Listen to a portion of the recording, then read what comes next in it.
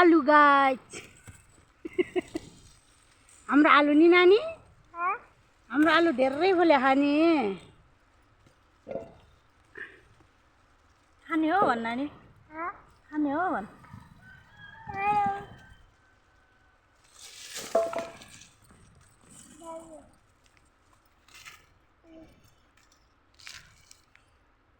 आलु धेरै फल्यो रहेछ गाइस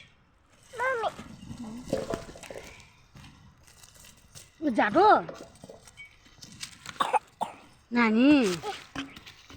नानी ओइ जाडो